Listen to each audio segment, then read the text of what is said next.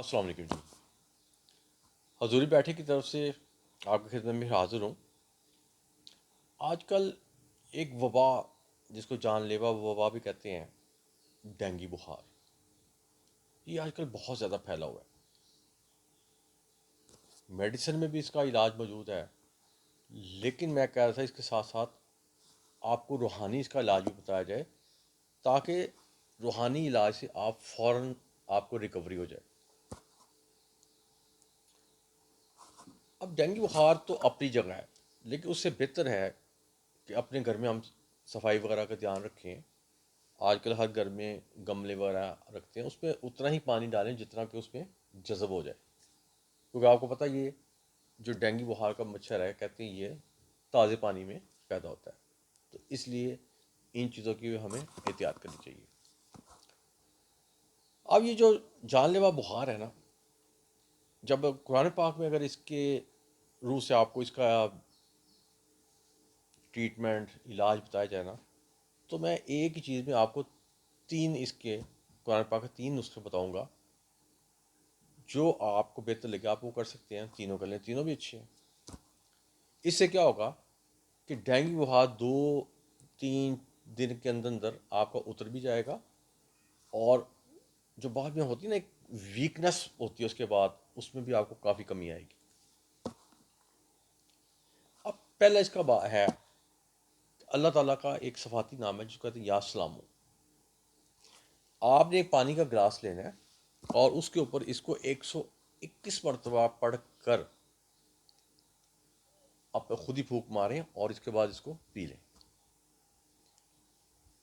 اور جب بھی آپ نے پانی پینا ہو تو اس کو دہرائیں، اور اگر آپ نہیں دہرا سکتے تو ایک بڑی بوتل لے لیں، اس میں کر لیں اور اس بوتل کو سارا دن پیتے جائیں. اور ان شاء اللہ یہ کرنے سے آپ کا بخار 1-2 دنوں میں ہی ختم ہو جائے گا، اور آپ کے جو کہتے ہیں پلیٹلیٹس کم ہو گئے وہ بھی اپنی جگہ پہ آ جائیں گے. اب اگر یہ آپ وظیفہ کرتی ہیں تو اس کو آپ اگر ماشاء اللہ خیر سے ٹھیک بھی ہو جاتے ہیں تو آپ نے پھر بھی اس کو 7 دن کرنا ہے. یہ تو ایک چیز ہو گئی. اب دوسری طرف آ جاتے ہیں. اس کا علاج جب دیکھا کہ اس کے کیا کیا علاج ہو سکتے ہیں، تو 2-3 چیزیں نکلیں، تو میں نے کہا پھر آپ ساری شیئر آپ کے ساتھ کر لی جائے. سورہ انعام کی آپ نے آیت نمبر 16 اور 17، سورہ انعام کی آیت نمبر 16 اور 17 آپ نے 101 مرتبہ پڑھ کر ویسے ہی پانی پہ پھونک مارنی ہے، اور اس کو بھی آپ نے پانی پیتے رہنا ہے، اور یہ بھی آپ نے عمل کرنا ہے 7 دن.